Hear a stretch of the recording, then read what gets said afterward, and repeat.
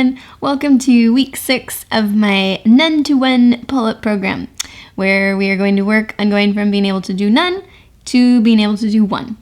Now, an important part of being able to do a pull-up is having grip strength, and you especially need this if you are an aerial dancer. So we're going to talk today about some tools that can help you focus on your grip.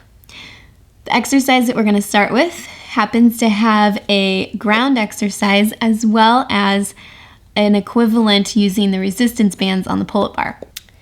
So start on your hands and knees, and what you're going to do is be pressing your knuckles into the ground as you lift the palm of your hand. So you're going to be lifting, lift, lift. Here we are at the bands, and what we're going to do is a very similar exercise that we just did on the floor. We're going to have the bands come to our sides, and then we're going to press down. Now, you don't want the bands to be, if it's past your knuckles, when you press down, the bands will pop off. So you want to find just that right positioning where the bands are like it, where you wear your rings. So here we go.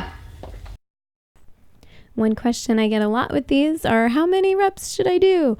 And the answer is the same for this exercise as it is for the exercise we did at the beginning. For both of them, do as many as you can.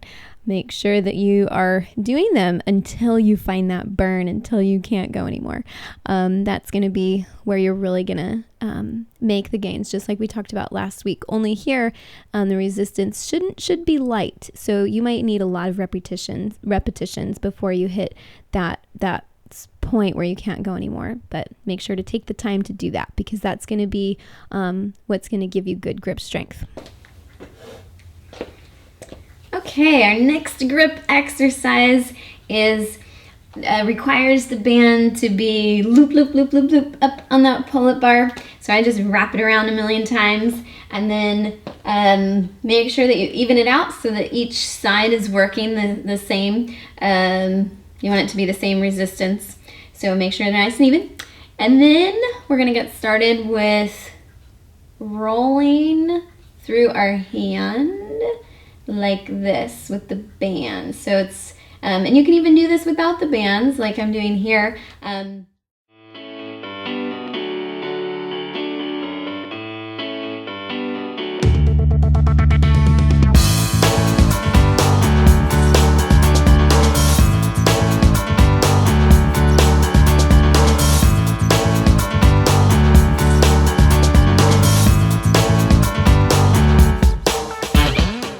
You're done with that exercise, it's good to go a few times the other way just to shake that out. So let's pull our knuckles towards our body instead of away, and just kind of do that a couple times. And then when you're done with that, your last grip tip of the day is to grab a hold of some hair ties and just put them around your fingers and go outwards. So this just helps work that grip in the opposite direction. So this is like cross training for your grip. So instead of, when we're doing our pull-ups, we're gripping and squeezing inwards, and so it's good to go the other way. They actually sell really fancy mechanisms where you put your fingers in these slots and then you pull away from each other. But I'm all about doing things at home frugally, and this is a way to do that. So there you go. All right, the last exercise we're going to do is with pull-up assist bands, and I'm actually going to work with 2 pull-up assist bands today. I'm going to really make sure that I have strong resistance because I have been working with my grip all day. I don't want to go full out on the pull-up except for the one final one at the end where I will try and see where I'm at to do a pull-up.